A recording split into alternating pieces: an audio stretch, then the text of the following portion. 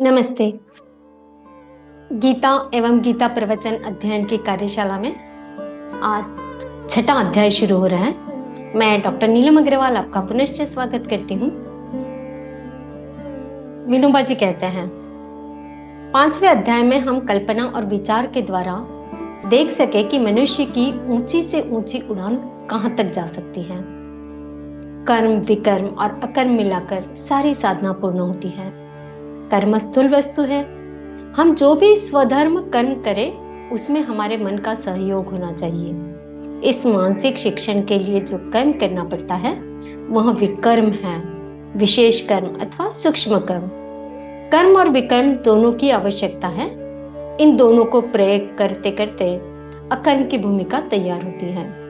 हमने पिछले अध्याय में देख लिया कि इस भूमिका में कर्म और संन्यास दोनों एक रूप ही हो जाते हैं। अब छठे अध्याय के आरंभ में फिर कहा है कि कर्मयोगी की भूमिका सन्यासी की भूमिका से अलग दिखाई देने पर भी अक्षरशः एक रूप है, केवल दृष्टि का अंतर है।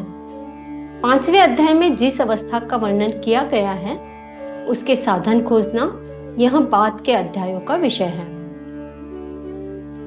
विनोबा जी आगे कहते हैं, आत्मोद्धार की आकांक्षा। कई लोग की ऐसी भ्रामक कल्पना है कि परमार्थ, गीता आदि ग्रंथ साधुओं के लिए ही हैं। एक गृहस्थ ने कहा, मैं कोई साधु नहीं हूं। इसका अर्थ तो यह हुआ कि साधु नाम के कोई प्राणी हैं जिनमें से वे नहीं हैं। जैसे घोड़े, सिंह, गाय, वैसे ही साधु नाम के भी कोई प्राणी हैं और परमार्थ की कल्पना केवल उन्हीं के लिए है।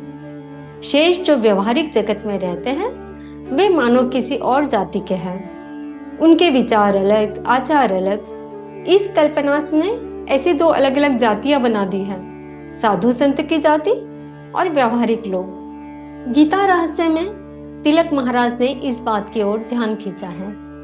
गीता ग्रंथ सर्वसाधारण व्यवहारिक लोगों के लिए है। यह उनका कथन मैं अक्षरशः सही मानता हूँ।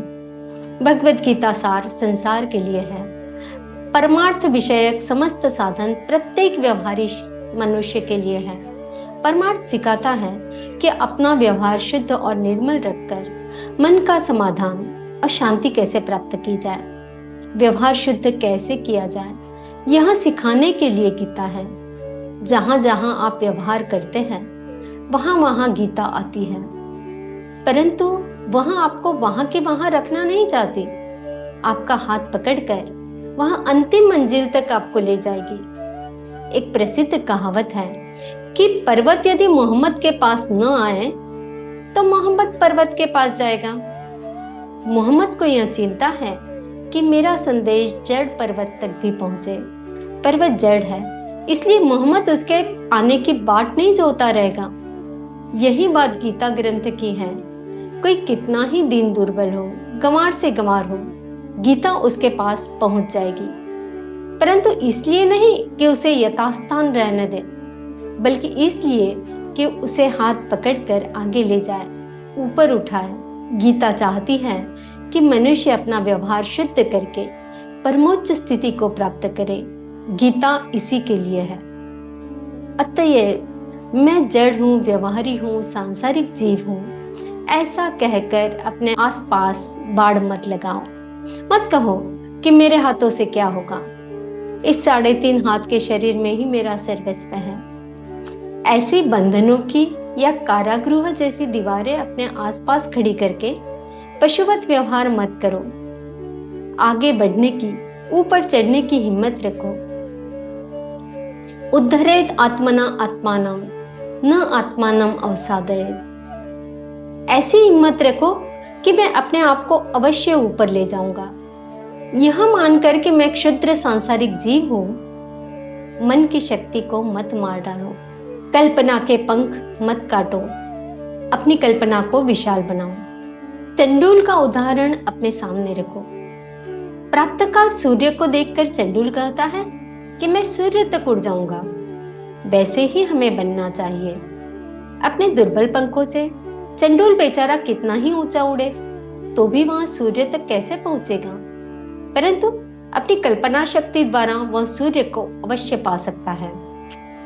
हमारा आचरण उससे उल्टा होता है। हम जितने ऊंचे जा सकते थे उतने भी न जाकर अपनी कल्पना और भावनाओं पर प्रतिबंध लगाकर अपने आप को नीचा गिरा लेते हैं। अपने पास जो शक्ति है उसे भी हम हीन भावना के कारण नष्ट कर डालते हैं। जहां कल्पना के ही पांव टूट गए वहां फिर नीचे गिरने के सिवा क्या गति होगी। अतः कल्पना का रुख हमेशा ऊपर की ओर होना चाहिए। कल्पना की सहायता से ही मनुष्य आगे बढ़ता है। अतः कल्पना को सिकोड़ मत डालो, आत्मा का अपमान मत करो। साधक के पास यदि विशाल कल्पना होगी, आत्मविश्वास होगा, तभी वह टिक सकेगा, इसी से उद्धार होगा। परंतु धर्म तो साधु संतों के लिए ही है। साधु संतों के पास गए भी तो ऐसा सोच के जाते हैं, उनसे ऐसा प्रशस्ति पत्र लेने के लिए कि तुम जिस भूमिका में हो उसमें यही व्यवहार उचित है। ऐसी कल्पनाएं छोड़ दो। मराठी में कहते हैं, धोपट मार्गा सांडू नको, संसारा मंदी ऐसे आपुला उगाच भटकत फिरू नको। सोचो, ऐसा मत सोचो कि घिसे पिटे मार्ग को मत छोड़ो, संसार में अपनी जगह चुपचाप पड़े रहो, इधर उधर व्यर्थ मत भटको। ऐसी भेदात्मक कल्पनाएं करके अपने आप को बंधन में मत डालो। यदि उच्च आकांक्षा नहीं रखोगे तो कभी भी एक कदम आगे नहीं बढ़ सकोगे। यह दृष्टि, यह आकांक्षा, यह महान भावना यदि हो तब तो साधना की उठापटक आवश्यक है, नहीं तो फिर सारा किस्सा ही समाप्त हो जाता है। तो बाह्य कर्म की सहायता के लिए मानसिक साधन रूपी विकर्म बताया है। कर्म की सहायता के लिए विकर्म निरंतर चाहिए। इन दोनों की सहायता से अकर्म की जो दिव्य स्थिति प्राप्त होती है वह और उसके प्रकार 5वें अध्याय में देखें। इस 6ठे अध्याय में विकर्म के प्रकार बताए गए हैं, मानसिक साधना बताई गई है। इस मानसिक साधना को समझने से पहले गीता कहती है, हे मेरे जीव, तुम देव हो सकते हो। तुम यह दिव्य आकांक्षा रखो, मन को मुक्त रखकर उसके पंखों को सुदृढ़ बनाओ। साधना के विकर्म के भिन्न भिन्न प्रकार हैं। भक्ति योग, ध्यान, ज्ञान योग, गुण विकास, आत्मानात्म विवेक आदि नाना प्रकार हैं। 6ठे अध्याय में ध्यान योग नामक साधना का प्रकार बताया गया है। आइए कुछ श्लोक पढ़ते हैं। 6ठे अध्याय से प्रथम श्लोक। श्री भगवान उवाच, अनाश्रित कर्म फलम कार्यम कर्म करोति यः स सन्न्यासी च योगी च न निरग्नि न चाक्रिय। श्री भगवान ने कहा, जो मनुष्य बिना किसी फल की इच्छा से अपना कर्तव्य कर्म समझकर कार्य करता है वही सन्यासी है और वही योगी है। न तो अग्नि को त्यागने वाला ही सन्यासी होता है और न ही कार्य को त्यागने वाला योगी होता है।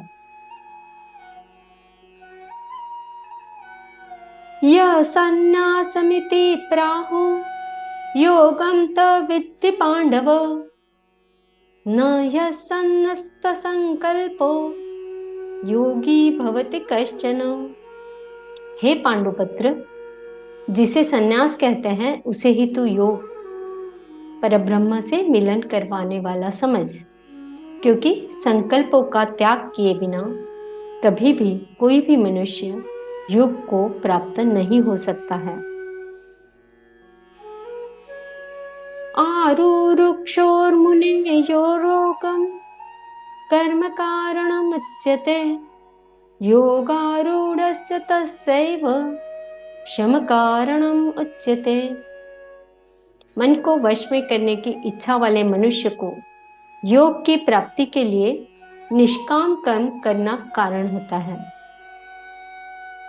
और योग को प्राप्त होते होते सभी संकल्पों का अभाव हो जाना ही कल्याण में कारक होता है।